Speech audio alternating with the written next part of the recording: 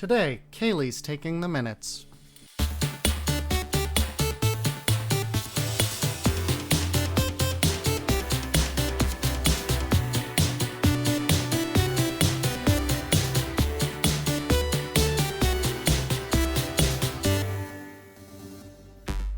Hello and welcome to Setting the Record Queer, a podcast where queer people talk about the pursuits and communities they love. This is Taking the Minutes, where one of us talks about something we love. My name's Kaylee and my pronouns are she, her, and I'm your only host. And I'm going to talk about something a little different today. I'm not going to talk about something I love. I am going to talk about something very, very crucial to hobbies and to doing what you like and having your pursuits. And what I'm going to talk about is failure and giving up. And I'm going to frame this by a Twitter account that I have called @HexLearnsToDraw. Now, this Twitter account has not been used in about a year. And what is it, you may wonder? Well, about a year ago, I decided that I wanted to learn to draw and that I was going to sit down, watch what I needed to watch, read what I needed to read, and do one drawing a day until I got better. I was going to tweet it all out to this account, and over time you'd be able to see me go from being terrible at this to hopefully being okay and being able to draw things. And if you've pulled open this Twitter account, something you may notice is that I didn't. I did this for about 2 weeks.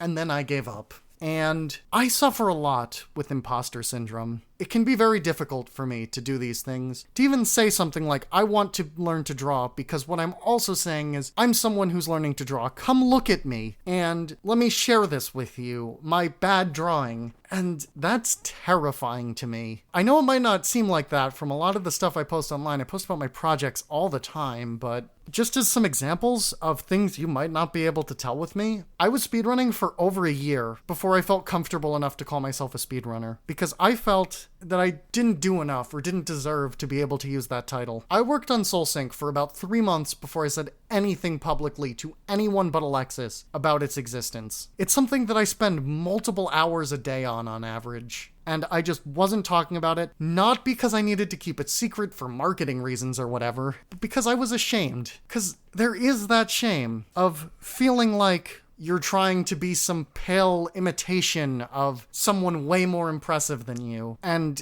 it can get overwhelming. I get it, and I've gotten so much better with it, but it still happens to me all the time. When I'm looking at, potential job opportunities or collaboration events, just anything. Even this podcast, I feel weird about my role in a lot of the time. And your biggest fear with that kind of stuff, a lot of the time, is that you're not like the people who get to say these things. You're lesser. You'd just be making a fool out of yourself. You should keep quiet, stick to what you know, and stay out of these things. And that's complete and utter nonsense. It's good. And that's kind of what I want to talk about. I want to talk about why Hex Learns to Draw is a good thing.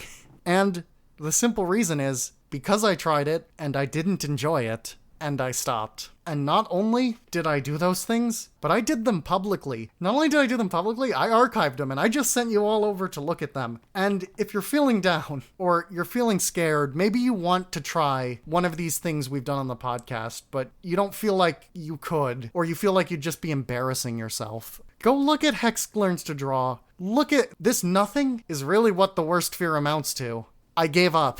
I made some really ugly drawings. And by the way, don't feel the need to come tell me that actually they're good, or, that you can see progress, because maybe you could have. Maybe I would have been great at this if I had stuck with it. But the fact is I didn't. And that's just as important as doing it. Because why didn't I stick with it? I didn't enjoy it enough. I mean, I like making things. I like being able to sit down and at the end of the day, pull up a thing and go, I made this. But drawing wasn't the right way for me to do that.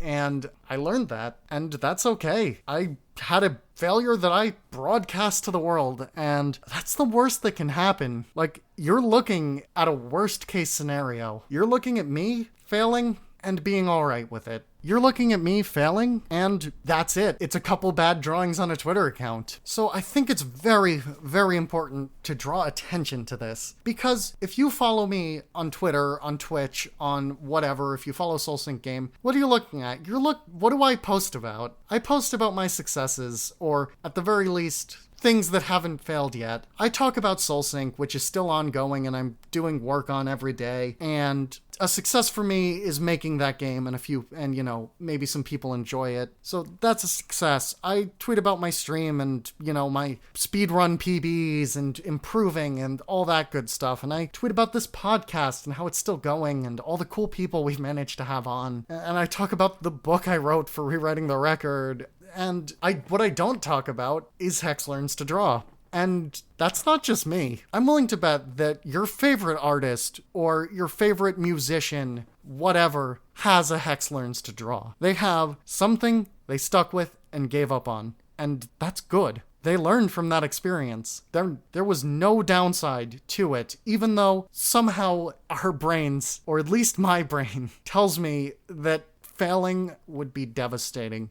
And if you're listening, that's what I want you to do. I want you to just do that thing. I know it is difficult. I sit on these things for weeks and I've gotten better. I know it's not easy, but trying and failing is good. You're not embarrassing yourself and you're only going to learn more about yourself in the worst case scenario. So if you've ever listened to this podcast and wanted to do what our guests do it. Work up to it, because it might be difficult for you, and that's okay. You don't have to feel bad about not trying either.